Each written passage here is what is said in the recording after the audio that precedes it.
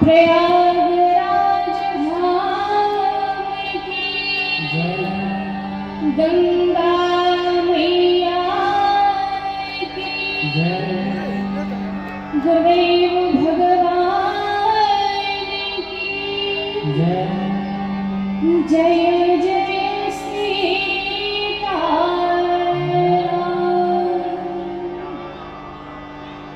वर्णानामेत संघानां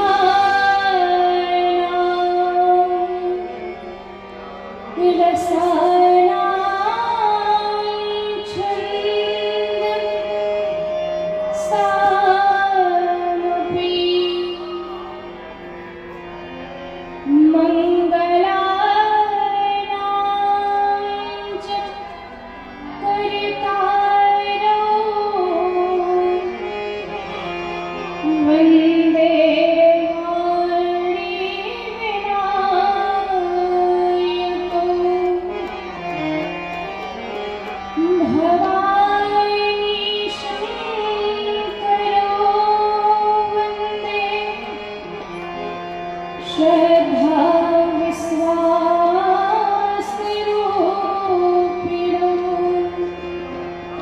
याभ्यां विना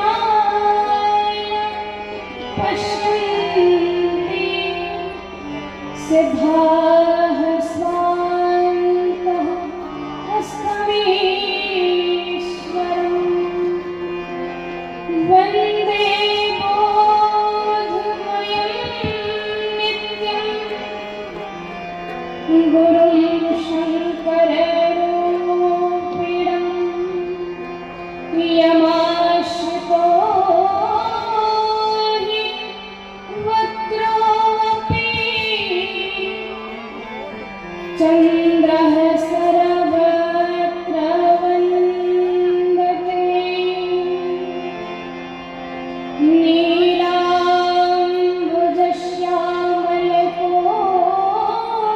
नीलाम्बुजश्यामलकोमलाङ्गं सीता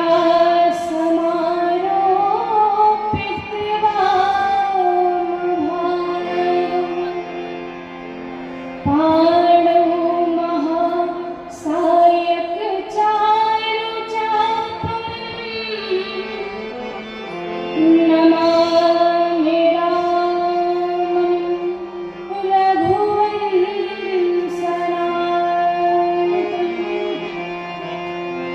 मनोजवं मारुततुल्यवेगं जितेन्द्रियं बुद्धिमतां वरिष्ठं वातात्मजं वानरयूथमुख्यं श्रीरामदूतं शरणं प्रपद्ये। श्री सीतानाथ समारंभा श्रीरामानन्दार्य मध्यमा अस्मदाचार्यपर्यन्तां वन्दे श्रीगुरुपरम्पराम्।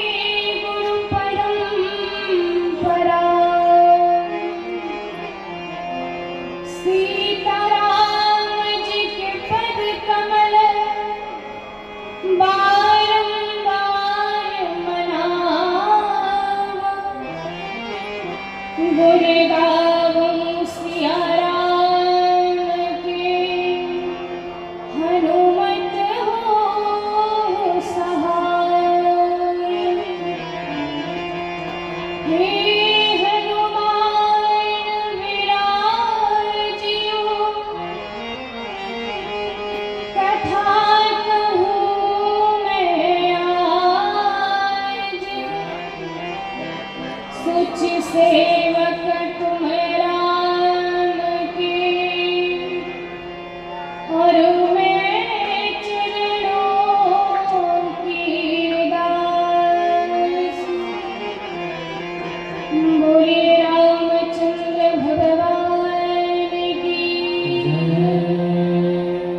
स्मरणीय अकारण करुणा वरुणालय जगत नियंता जगदाधार जगदीश्वर श्री कौशल्यानंद वर्धन भगवान श्री राघवेंद्र सरकार के पावन चरणारविंद, राम कथा के अनन्य अनुरागी अनन्य रसिया अंजनानंदन प्रभंजन कुमार श्री हनुमान जी महाराज के पावन आस्तुति चरण, और जिनकी करुणा और कृपा और इतना आशीर्वाद मिला है, जिसके परिणाम स्वरूप इस मंच से और इस पावन मां गंगा के इस धाम में प्रयागराज में दो शब्द कहने का सुंदर अवसर प्रदान किया गया है।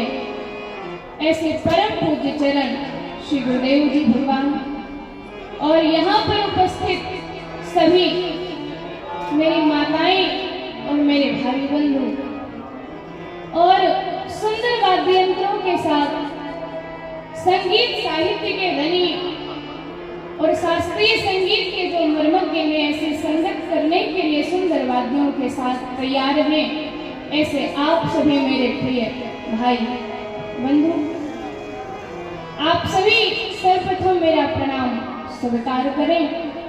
ठाकुर जी की कृपा से ऐसा सुंदर अवसर मिला है कि एक तो यह स्थान इतना पवित्र है प्रयागराज धाम, और दूसरे समय कितना पावन है। कहते हैं 12 वर्षों के बाद कुंभ, 6 वर्षों के बाद अर्ध कुंभ और 144 वर्षों के बाद महाकुंभ जैसा सुंदर अवसर मिलता है।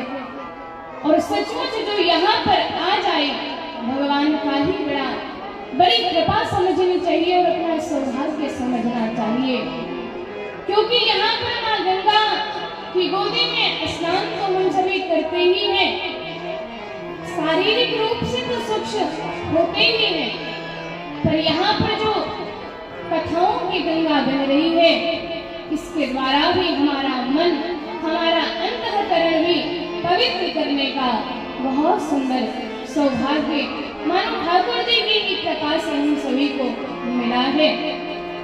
तो आइए, यदि यह सुंदर अवसर बन पड़ा है कि थोड़ी चर्चा हम और आप कहे और सुन लें, तो चर्चा को प्रारंभ करें। उससे पहले थोड़ा नाम संकीर्तन तो जीवन में बहुत आवश्यक है, क्योंकि यहाँ पर स्नान करके कथा सुन के तो हम सभी अपने अपने घरों को चले जाएंगे और बाद में तो केवल भगवान नाम ही आश्रय मात्र रह जाएगा। तो आइए, सबसे पहले नाम का आश्रय लेते हुए आज की कथा को प्रारंभ करते हैं। सीताराम सीताराम सीताराम सीताराम सीताराम सीताराम सीताराम सीताराम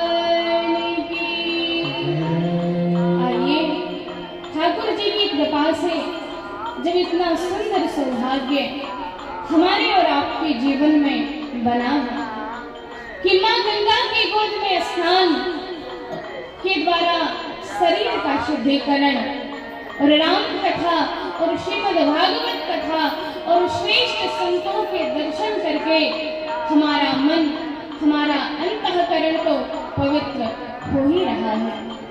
और एक बार की घटना मुझे स्मरण में आ रही है, विद्वानों से सुना है कि एक बार यमराज के दूत भागते हुए यमराज के पास पहुंचे और कहा, महाराज, जो धरती पर पापी है, दुराचारी है, दुरात्मा है, जब हम उनके प्राणों को लेने गए तो भगवान के पार्षद आए और हमें पिटाई लगाते हुए हमें भगा दिया और उस दुष्ट को, उस पापात्मा को भगवान के धाम ले गए। तो यमराज ने कहा, जब कोई पापी है, दुरात्मा है, दुराचारी है, तो यह कैसे संभव है कि वह भगवान के धाम जाए? यदि उसने पाप किया है जीवन भर तो उसे पहले यमलोक में आना चाहिए। ऐसा कैसे संभव हुआ? तो यमराज के दूतों ने बताया कि धरती पर जो माँ गंगा है, जिनका उद्गम एक तो भगवान के नखों से और ब्रह्मा जी के कमंडल से हुआ है, जो धरती पर जब से आई है तब से बड़ा उद्गम मचाया है। यदि कोई पापात्मा भी हो, दुराचारी भी हो और मर रहा हो, उसके घर वाले उसके मुख में गंगा जल डाल देते हैं तो उसका भी उद्धार हो जाता है। भगवान के पार्षद आते हैं, उसे ले जाते हैं और भगवान के पार्षद हमारी पिटाई लगाते हैं। इस तरह से जब दूतों ने यमराज से बताया तो यमराज ने कहा ऐसी बात है तो हम बात करते हैं। और स्वयं यमराज आए हरिद्वार में और मां गंगा की तो पावन आरती हरिद्वार में होती ही है। और जैसे ही आरती समाप्त हुई तो सब लोग अपने अपने घर गए, पर यमराज जी खड़े रहे। तो मां गंगा ने देखा कि अरे सभी तो चले गए पर भैया हमारे यमराज जी अभी नहीं गए, क्या बात है। तो गंगा मैया स्वयं आई और पूछने लगी भैया क्या बात है, आप बहुत परेशान दिखाई दे रहे हैं। तो यमराज जी ने कहा गंगा परेशानी की तो बात है ही।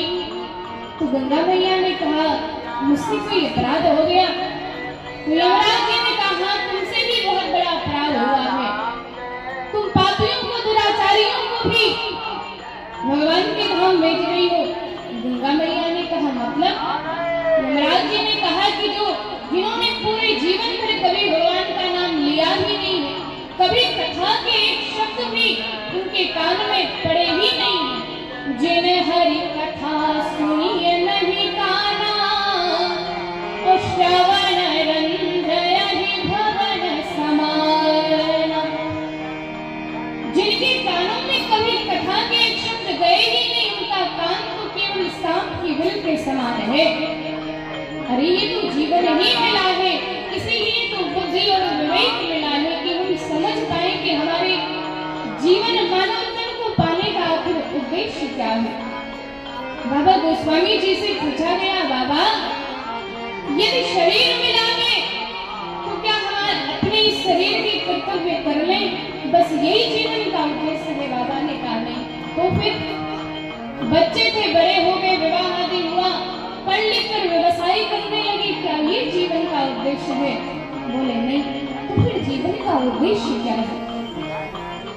बोले देह धरे कर यह फल भाई, यह फल भाई भजिया राम सब काम बिहाई।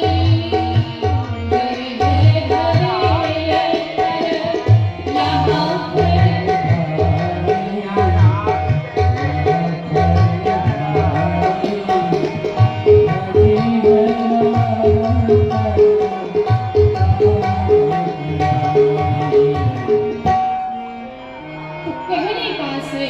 यदि मानव तन मिला है और भगवान के द्वारा हमें बुद्धि और विवेक भी मिला है, तो एक बार विचार करके आकर देखना चाहिए यदि हमने अपना जीवन केवल खाने पीने, बड़े होने और अपने परिवार के ही भरण पोषण में लगा दिया और बच्चे आगे हुए उनका भी भरण पोषण किया, वृद्धावस्था आ गई, मर गए, तो फिर हमारे मानव तन पाने में और अन्य जीवों के तन पाने में क्या अंतर है? हमारे पास तो बुद्धि है, विवेक है, आखिर समझने का प्रयास तो करें कि यह जीवन किस लिए मिला है। यमराज जी ने गंगा मैया से कहा गंगा जो पापात्मा होते हैं, दुराचारी होते हैं, उनके घर वाले उनके मुख में गंगा जल डाल देते हैं और फिर भगवान के पार्षद आके उन्हें ले जाते हैं। और जब यमराज जी की इस बात को सुना गंगा मैया ने तो खूब हंसी। भैया हमारा तो अवतार ही इस पृथ्वी पर सबके उद्धार के लिए हुआ है, पापियों के उद्धार के लिए हुआ है, तो मेरे समीप तो जो आएगा उसका उद्धार होना आवश्यक है। अब आपका ये काम है कि उसके मुख में गंगा जल न डलने पावे। और बड़ी सुंदर बात, जब यमराज जी नाराज होकर आए तो गंगा जी से कहते हैं कि तारन की तो है बान पड़ी, तू अधीन अधी को विचारत हो, पापी सुरापी पितर के कृपा अमरेश के धाम पठावत हो। एक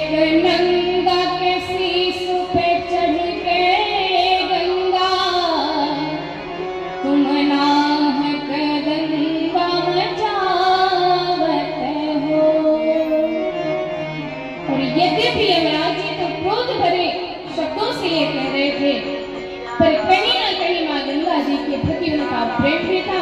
उनकी बात को सुन करके माँ गंगा खूब हंसी और उन्होंने कहा, भैया यदि मेरे सानिध्य में, मेरे समीप में जो भी आएगा, मेरा तो जन्म, मेरा तो अवतार, और मुझे तो पृथ्वी पर लाया ही इसलिए गया है कि जीवों का कल्याण हो सके।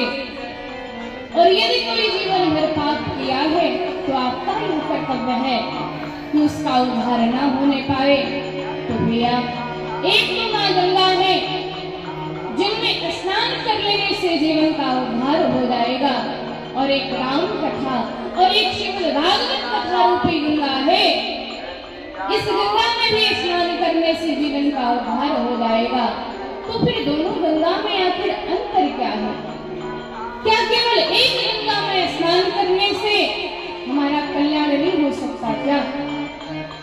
यदि कथा सुन रहे हैं तो केवल कथा ही सुन ले, भाई जो दोनों गंगा है तो फिर एक ही गंगा को हम प्राप्त कर ले, दोनों को प्राप्त करने की क्या आवश्यकता है? तो विद्वानों ने कहा, इस रामचरितमानस रूपी गंगा में बोले यहाँ 9 रस है, रस एक वहाँ, और यहाँ वाणी है संत की पानी नहीं। इस रामचरित के मानस से उस मानस की तुलना ही नहीं, क्योंकि तने कामल को धुलता है वहाँ, और मन कामल को धुलता ही नहीं। और दोनों में एक सबसे बड़ा अंतर क्या है? बोले वहाँ डूबता जो मर जाता वहीं, और यहाँ डूबता जो तर जाता यहीं। वो गंगा ऐसी है कि यदि एक बार पैर फिसला तो भैया डूब गए, तो फिर सीधे भगवान के धाम। लेकिन यदि रामचरितमानस रूपी गंगा, भगवान की राम कथा रूपी गंगा में आए हैं तो यहाँ तो डूबने से ही कल्याण होगा। यहाँ पर ऊपर रहने से अथवा तैरते रहने से कल्याण नहीं। उस गंगा में डूबने से मृत्यु हो जाती है, इस गंगा में डूबने से उद्धार हो जाता है। और यही सुंदर अंतर भी है, और यही मानस का और गंगा मैया का अपना अपना विशेष महत्व भी है। और सबसे आनंद की बात तो यह है कि जब हम रामचरितमानस का प्रारंभ करते हैं तो जहाँ से पहले तो बाबा गोस्वामी जी ने मंगलाचरण किया है श्लोकों के माध्यम से। भगवान शंकर राम जी और सरस्वती मैया गणेश जी सभी श्रेष्ठ देवताओं की वंदना, संतों की भी वंदना, असंतों की भी वंदना, सबकी वंदना करने के पश्चात बाबा गोस्वामी जी ने भगवान के नाम की जो महिमा है उसका भी बहुत विस्तार से वर्णन किया। और उसके बाद जब मानस में कथाओं का एक क्रम प्रारंभ होता है तो बाबा गोस्वामी जी कहते हैं कि एक बार की बात है, जैसे इस बार माघ के महीने में कुंभ लगा है, ऐसे 8वीं बार तो यहाँ पर महाकुंभ है। और जब महाकुंभ नहीं होता तो आप सभी जानते हैं जो वक्त है, और यदि भारत के निवासी हैं तो वैसे भी पता होगा कि यदि 8वीं बार तो महाकुंभ का सुंदर सुयोग था तो महाकुंभ, लेकिन जब महाकुंभ नहीं होता प्रतिवर्ष भी यहाँ माघ का स्नान 1 महीने तक चलता है। ऐसे ही जब बाबा गोस्वामी जी कथा को प्रारंभ कर रहे हैं तो कहते हैं उस समय की भी बात है कि एक बार प्रयागराज में माघ के महीने माघ मेला लगा। और जब यहाँ माघ के महीने में माघ मेला लगता है तो केवल भारत ही नहीं, भारत से बाहर भी जो भगवान की भक्त श्रद्धालु संत महात्मा रहते हैं सब आते हैं। और आप सभी देख भी रहे होंगे कि यदि कोई भगवान का का भक्त है, चाहे वो राम जी का भक्त हो, चाहे वो भगवान कृष्ण का भक्त हो, बिना यहाँ पर आए वो रह ही नहीं सकता है।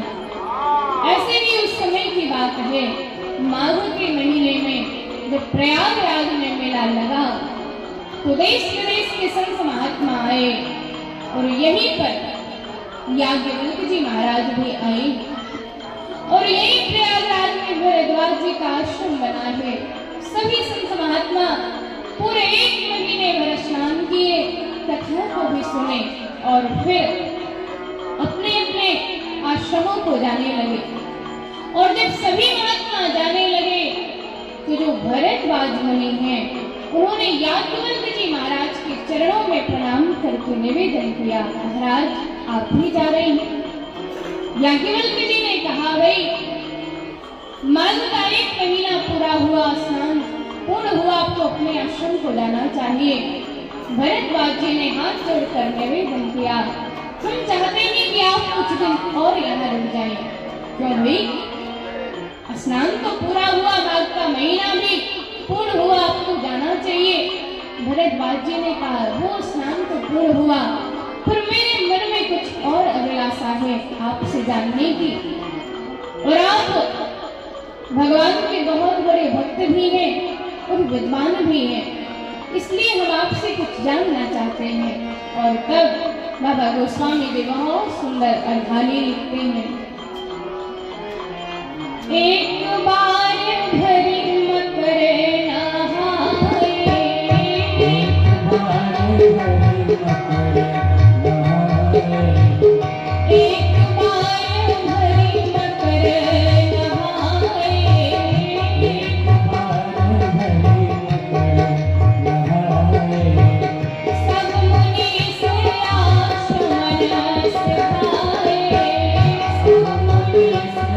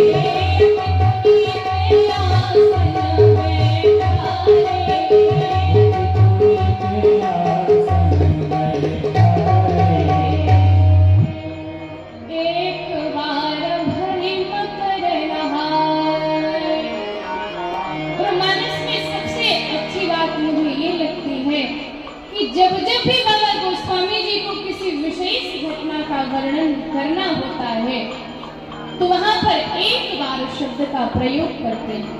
वैसे तो प्रतिवर्ष माघ का महीना, माघ के महीने में यहाँ पर मेला लगता है और गंगा मैया में स्नान होता है, लेकिन अब यहाँ पर कोई विशेष घटना घटने वाली है। और विशेष घटना में क्या कि यहाँ पर राम कथा की रसधारा प्रकट होने वाली है। इसलिए गोस्वामी जी कहते हैं कि एक बार भरी मकर नहाए। जब पूरे मास भर स्नान कर लिया, सब जाने लगे तो भरद्वाज जी ने याज्ञवल्क्य जी को रोका। तो याज्ञवल्क्य जी ने कहा कि क्या जानना चाहते हैं? तो भरद्वाज जी ने कहा, हम आपसे जानना चाहते हैं कि जो भगवान निर्गुण है, निराकार है, आखिर वह कैसे और क्यों शरीर धारण करके पृथ्वी पर आता है? अरे भाई, यदि वो परमात्मा है, वैकुंठ में अपने क्षीर सागर में निवास करता है, उसे वहां सब तरह का आनंद है, तो क्या आवश्यकता है इस धरती पर आकर यहाँ के कष्ट भोगने की? क्या कारण है? मैं आपसे यह जानना चाहता हूँ कि वह भगवान आखिर अवतार क्यों लेता है, उस भगवान के अवतार लेने की क्या कारण है? और सबसे प्रमुख बात, भरद्वाज जी ने याज्ञवल्क्य जी से कहा, मैं यह भी जानना चाहता हूँ कि जो राम जी का पूरा संसार भजन करता है, नाम जप करता है, आखिर ये राम जी कौन है? क्योंकि एक राम अवधेश कुमारा, एक राम जी तो अयोध्या नरेश दशरथ जी के बेटे हैं और जिनके चरित्र को पूरा संसार जानता है, जिन्होंने प्रकट होकर के सभी भक्तों के कष्टों को हरण किया और रावण का भी उद्धार किया, रावण जैसे पापी का भी उद्धार किया। एक राम जी तो वो है, और एक राम जी तो वो है संतत जपत शंभु अविनाशी और शिव भगवान ज्ञान गुण राशि। एक राम जी तो वो है जिनका ध्यान, जिनका नाम जप भगवान शिव जी सतत किया करते हैं। तो प्रभु स्वयं राम, प्रभु स्वयं राम की अपार को जाहि जपत त्रिपुरारी, सत्य धाम सर्वज्ञ तुम कहहु विवेक विचार। एक राम जी तो वो है जिन्हें भगवान शंकर सतत जपा करते हैं। तो ये भगवान शिव जी वाले राम और दशरथ जी के बेटे वाले राम, क्या ये दोनों राम एक ही हैं अथवा अलग अलग हैं? और जो ब्रह्म निर्गुण निराकार है, जिसके बारे में तो वेद कहते हैं कि बिनु पद चलय सुने बिनु काना, और कर बिनु करम करई विधिनान, आनंद रहित सकल रस भोगी, और बिनु वाणी वक्ता बड़ जोगी। जिस भगवान के लिए तो वेद कहते हैं, ना तो उसके हाथ है, ना तो उसके पैर है, ना तो नेत्र है, परंतु जितने कार्य हाथों के हैं सब करता है। बिना पैर के भी वो हर जगह निवास करता है, सर्वत्र उसकी गति है। नेत्र भी नहीं है, पूरे संसार को, ब्रह्मांड को, सभी भुवनों को वो निरंतर देखता रहता है। तो भरद्वाज जी याज्ञवल्क्य जी से कहते हैं कि मैं जानना चाहता हूँ, क्या वही भगवान दशरथ जी के बेटे हैं? क्या वही निर्गुण ब्रह्म राम जी के नाम से हैं, जिन्हें भगवान शंकर जी सतत जपा करते हैं? आप मेरे इन प्रश्नों का समाधान करिए। भरद्वाज जी ने जब याज्ञवल्क्य जी से ऐसे प्रश्न किया तो याज्ञवल्क्य जी मुस्कुराए। याज्ञवल्क्य जी ने कहा, आपको राम जी की कथा तो अच्छी तरह से पता है, परंतु आप राम जी के बड़े भक्त हैं। चाहहु सुनहि राम गुण गूढ़ा, अकीन प्रश्न मनहु अति मूढ़ा। याज्ञवल्क्य जी ने कहा भरद्वाज जी से कि चाहहु सुनहि राम गुण गूढ़ा, आप तो राम जी के गूढ़ तत्व को और आनंदमय कथाओं को सुनना चाहते हैं, इसलिए आपने एक साधारण से मनुष्य की भांति प्रश्न किया कि प्रश्न मनहु अति मूढ़ा। आपने इस तरह से प्रश्न किया जैसे कि आप बहुत बड़े मूर्ख हो और भगवान के बारे में कुछ जानते ही ना हो। और जब इस तरह से कहा है तो भरद्वाज जी ने कहा याज्ञवल्क्य जी से, महाराज कहते हैं कि जब कोई श्रेष्ठ गुरु मिल जाए, कोई ज्ञानी व्यक्ति मिल जाए और मन में किसी प्रकार के संशय हो तो उसका निराकरण कर लेना चाहिए। यही बुद्धिमान होने की पहचान है। और यदि आज भगवान ने मेरे समक्ष ऐसा सौभाग्य दिया है, ऐसा सत्संग करने का अवसर प्रदान किया है, तो मैं क्यों न सत्संग के माध्यम से आपसे राम कथा सुनने का अवसर प्राप्त कर लूं, क्योंकि यह अवसर फिर नहीं मिलने का। सत्संग करो सत्संग करो,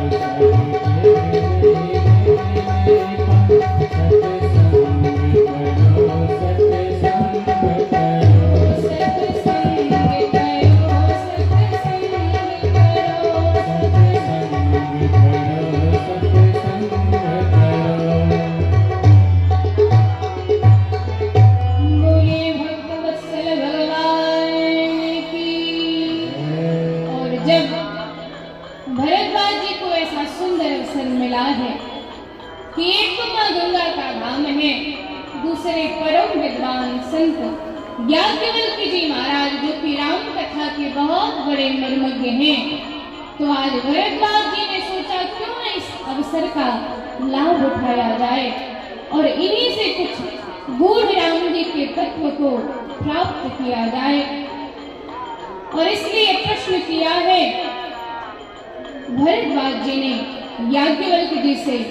तो याज्ञवल्क्य जी ने पहले तो उनकी बड़ी सराहना की है। और ध्यान रहे, जब जब मानस में जिन जिन श्रोताओं ने राम कथा पूछी है उन श्रोताओं का बड़ा सम्मान हुआ है। और अभी आगे वर्णन भी आएगा कि जब मां पार्वती जी भगवान शंकर जी से प्रार्थना करती है कि नाथ तब कर विमोह अपनाही और राम कथा पर रुचि मन माही। भगवान, यदि आप ये समझे कि पिछले जन्म सती के रूप में जब मैं थी कथा को नहीं सुना और उसी जन्म जैसा अब भी मोह है, तो नाथ मैं आपको विश्वास पूर्वक कहती हूँ कि तब करे सब मोह बनाई। उस जन्म जैसा संशय और मोह अब मेरे जीवन में नहीं है। अब तो राम कथा पर रुचि मन माही। अब तो राम कथा पर मेरी बड़ी रुचि है। इसलिए भगवान, मैं आपसे राम कथा सुनना चाहती हूँ। और जब मां पार्वती जी ने वहां पर राम कथा पूछी है तो सबसे पहले भगवान शंकर ने कहा, धन्य धन्य गिरिराज कुमारी, धन्य धन्य गिरिराज कुमारी, धन्य धन्य गिरिराज कुमारी, धन्य धन्य गिरिराज कुमारी।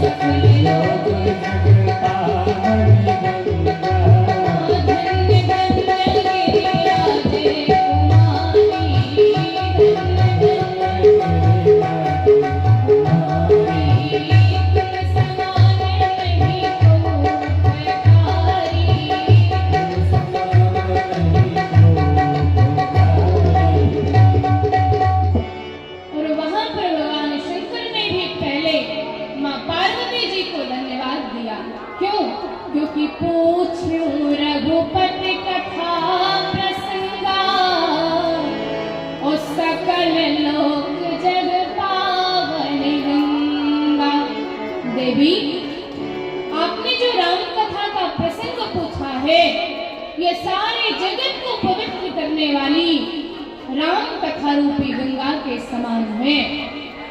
पर शंकर जी ने कहा, देवी आपने सारे जगत का कल्याण करने वाली ही राम कथा क्यों पूछी? तो पार्वती जी ने कहा, भगवान यदि आप केवल मेरे नाथ होते तो मैं केवल अपने कल्याण की कथा पूछती, लेकिन आप तो विश्वनाथ ममनाथ पुरारी और त्रिभुवन महिमा विदित तुम्हारी। भगवान आप केवल मेरे ही नाथ नहीं अपितु पूरे विश्व के नाथ हैं। इसलिए सकल लोक जग पावन गंगा, मैं भी आपके द्वारा ऐसी गंगा गाना चाहती हूँ जो पूरे विश्व का संसार का कल्याण करने वाली हो। और यहाँ पर भी जब आज भरद्वाज जी ने याज्ञवल्क्य जी से प्रार्थना करी है कि मैं भी राम जी के उन गुण तत्वों को और सबसे प्रमुख बात मैं आपसे राम कथा ही सुनना चाहता हूँ, तो भाई यदि कोई भगवान का भक्त है, क्योंकि यदि दो भक्त कहीं पर मिले और भगवान की चर्चा हो ऐसा हो ही नहीं सकता। और जहाँ पर भरद्वाज जी जैसे ऋषि और याज्ञवल्क्य जी जैसे श्रेष्ठ महान भगवान के भक्त जैसे ऋषि, दोनों ही ऋषि वैसे तो श्रेष्ठ हैं। और जब दो भक्त भगवान के मिले तो भगवान की चर्चा होना स्वाभाविक है। और पहले तो याज्ञवल्क्य जी ने भरद्वाज जी के भाव की बड़ी सराहना की और फिर कहा है कि राम कथा सस किरण समाना और संत चकोर करहि जहि पाना, ऐसे संशय कीन भवानी और महादेव तब कहा बखानी।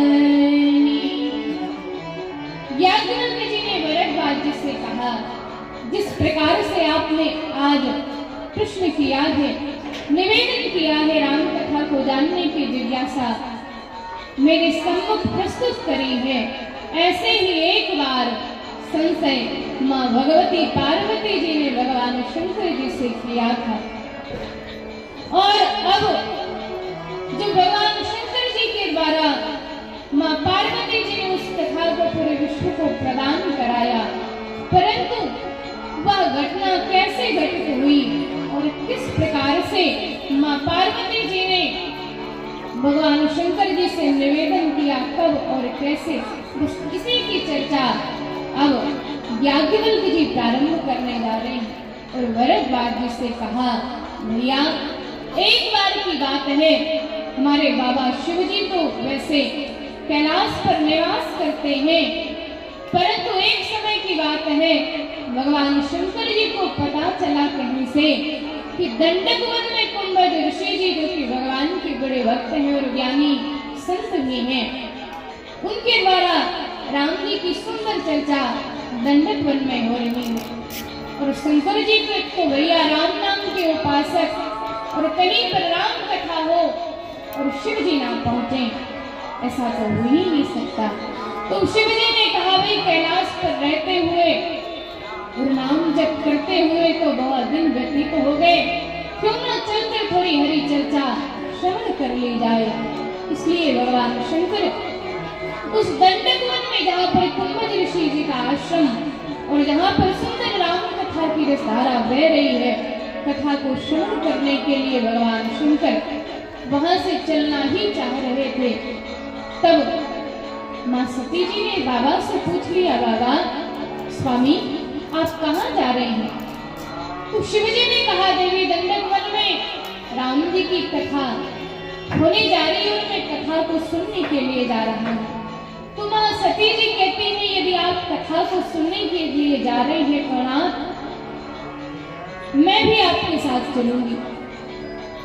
तो बाबा ने कहा, देवी कैलाश पर तुम रहो और सारी यहाँ की व्यवस्थाएं देखो, तुम्हें क्या आवश्यकता है जाने की। यद्यपि ये बात मानस में नहीं लिखी है, पर कई विद्वानों के द्वारा जो हमने सुना और भी जो ग्रंथ है उसमें कहीं ना कहीं संकेत मिलता है कि भगवान शंकर ने इससे पहले माँ सती जी को कभी भी कथा नहीं सुनाई थी, क्योंकि जिस प्रकार का आगे अभी प्रसंग में चरित्र होने वाला है, उसको तो पढ़कर और समझकर यही लगता है कि सचमुच माँ सती जी ने कभी भी भगवान की कथा को सुना नहीं। और आज जब बाबा जाने लगे तो सती जी ने कहा, स्वामी मैं भी आपके साथ भगवान की कथा को सुनने के लिए चलूंगी। यदि पहले तो शिव जी ने मना किया होगा, लेकिन जब बार बार निवेदन किया तो शिव जी ने कह दिया, तो ठीक है, यदि तुम्हारी इच्छा ही है तो चलो। तो मार्ग में ही माँ सती जी शिव जी से पूछ लेती हैं कि बाबा हम जहाँ कथा सुनने के लिए जा रहे हैं, वहां पर कथा को कहने वाला कौन है? और देखिए बात उस समय की है, त्रेता युग की, जब राम जी का धरती पर अवतार भगवान की लीला चल रही है और भगवान शंकर जी कथा को सुनने के लिए दंडक वन में जा रहे हैं। तब पर भी माँ सती जी पूछ लेती है कि आखिर कथा को कहने वाला कौन है? क्योंकि भाई और आज भी स्वाभाविक रूप से हम कहीं पर कथा सुनने जाते हैं तो पहले एक बार जरूर अच्छे से जान समझ लेते हैं कि आखिर जिनकी कथा सुनने जा रहे हैं, कथा को सुनाने वाले कौन है, सुना कौन रहा है, कितने मर्मज्ञ हैं, कहाँ के संत हैं, हम ये जानना चाहते हैं। तो जानना तो अच्छी बात है, पर उनके विषय में जान करके उनके चरित्र, उनके ज्ञान पर संशय कर लेना ये ठीक बात नहीं। और जब भगवान शंकर जी ने कहा देवी दंडक वन में कुंभज ऋषि जी से कथा को सुनने के लिए जा रहे हैं, तो सती जी ने कहा कुंभज और कुंभज ऋषि कौन है जिनका जन्म गड़े से हुआ। यद्यपि उनका जन्म तो गड़े से हुआ, पर एक समय की बात उन्होंने पूरे समुद्र को ही सोख लिया। तो भाई जिसका जन्म समुद्र से हो और राम कथा रूपी इतने विशाल समुद्र को अपने में समाहित कर सके, वास्तव में वही तो सबसे बड़ा वक्ता है, वही तो श्रेष्ठ वक्ता है। और ऐसे ही है कुंभज ऋषि, क्योंकि यदि वो इतने श्रेष्ठ और इतने विद्वान और इतने बड़े भगवान के वक्त ना होते तो कैसे भगवान शंकर उनके पास कथा को सुनने के लिए जाते। तो भगवान शंकर जी जाने के लिए तैयार हैं और साथ में हमारी माँ सती जी भी भगवान शिव जी से निवेदन करके जाने के लिए तैयार हुई। और बाबा गोस्वामी जी वर्णन करते हैं, एक बार त्रेता जुग माही, एक बार त्रेता जुग माही, एक बार त्रेता जुग माही, एक बार त्रेता जुग माही, शंभु गए कुंभज सिपाही, शंभु गए कुंभज संग सती जग जननी भवानी, संग सती जग जननी भवानी, संग सती जग जननी भवानी, संग सती जग जननी भवानी, पूज्य श्री अखिलेश्वर जानी, पूज्य श्री अखिलेश्वर जानी, पूज्य श्री अखिलेश्वर जानी, पूज्य श्री अखिलेश्वर जानी। बाबा कहते हैं कि एक बार त्रेता काल में भगवान शंकर जी मां सती जी के साथ दंडक वन में कुंभज ऋषि जी के यहाँ कथा को सुनने के लिए पधारे। और जब कुंभज ऋषि जी ने देखा कि आज तो देवों के देव महादेव और सबसे बड़ी बात भगवान शंकर जी तो पूरे संसार के गुरु हैं, और जब भगवान शंकर स्वयं महादेव कथा सुनने के लिए आए हो जिनके द्वार पर, तो उनका कितना बड़ा सौभाग्य। इसलिए आज कुंभज ऋषि जी बहुत आनंदित हुए, बड़े ही गदगद हुए और बहुत ही पूजा और सत्कार किया, सम्मान किया है। पूज्य ऋषि अखिलेश्वर जानी, आज स्वयं देवों के देव महादेव पधारे तो बहुत स्वागत किया, चरणों का प्रक्षालन किया, सुंदर आसन पर बैठाया है। और भगवान शिव जी तो गदगद है इसलिए कि इतने बड़े ज्ञानी हैं, इतने बड़े कथा के मर्मज्ञ हैं, फिर भी इनके जीवन में कितनी सरलता है कि ये राम कथा के वक्ता होने के साथ साथ मेरा सम्मान इतने अच्छे ढंग से कर रहे हैं। यद्यपि नियम तो यही है कि भाई वक्ता का सम्मान प्रायः श्रोता ही किया करते हैं, पर यहाँ तो बात बिल्कुल उल्टी हो गई। स्वयं वक्ता श्रोता का सम्मान कर रहा है। अच्छा, यहाँ तक बात होती तो ठीक था। भगवान शंकर जी तो गदगद है, भगवान का नाम स्मरण सतत चलता ही रहता है, परंतु जब मां सती जी ने देखा कि स्वयं कुंभज ऋषि जी हमारे स्वामी शिव जी का और हमारा सम्मान कर रहे हैं, तो मां सती जी को लगा कि जब आज हमारे स्वामी पधारे हैं और इनको विशेष कुछ आता जाता नहीं, कुछ चाटुकारिता करने के लिए केवल सम्मान कर रहे हैं। यद्यपि सती जी को ये समझना चाहिए कि कितनी सरलता है इनके जीवन में कि हम श्रोता बन करके आए हैं और आज ये वक्ता है, फिर भी हमारा सम्मान कर रहे हैं। परंतु माँ सती जी का जो जन्म हुआ है वो दक्ष से हुआ है, और दक्ष कहते किसे है? दक्ष का अर्थ ही है जो हर काम में निपुण हो, और जब व्यक्ति निपुण हो जाता है तो कहीं ना कहीं उसमें अभिमान हो जाता है, और यदि अभिमान का चाहे कोई संतान पुत्र हो अथवा पुत्री हो, उसमें भी उसका अंश विद्यमान होता है। और आज माँ सती जी के अंदर थोड़ा अभिमान आ गया, और बाबा आगे वर्णन भी करते हैं कि राम कथा मुनिवर जो बखानी और सुनी महेश परम सुख मानी। किसी ने धीरे से बाबा गोस्वामी जी से पूछा, बाबा आप कह रहे हो कि राम कथा मुनिवर जो बखानी सुनी महेश परम सुख मानी। आपने कहा कि भगवान शंकर जी ने, महेश ने बहुत ही सुख और आनंद मान करके कथा को श्रवण किया, पर आपने कहीं पर यह भी चर्चा नहीं करी कि माँ भवानी भी तो भगवान के साथ में है, तो उन्होंने भी तो कथा को श्रवण किया होगा, पर आपने तो उसका संकेत नहीं दिया। गोस्वामी जी ने कहा, भैया हमें कथा सुनते हुए जो दिखाई दिया हमने उसके बारे में तो वर्णन किया, अब जो कथा सुनते हुए दिखाई ही नहीं दे रहा है तो उसके बारे में क्या चर्चा करूं। और सबसे प्रमुख बात, जिस समय भगवान शंकर आ रहे थे उस समय बाबा गोस्वामी जी कहते हैं कि एक बार त्रेता जुग माही और शंभु गए कुंभज ऋष पाही। भगवान शंकर जी के लिए बाबा केवल कहते हैं कि शंभु गए कुंभज ऋष पाही, और माँ सती जी के लिए कहते हैं कि संग सती जग जननी भवानी। परम श्रद्धेय गुरुदेव भगवान का आगमन, आचार्य जी का आप सभी इनका हृदय से बहुत बहुत स्वागत करें।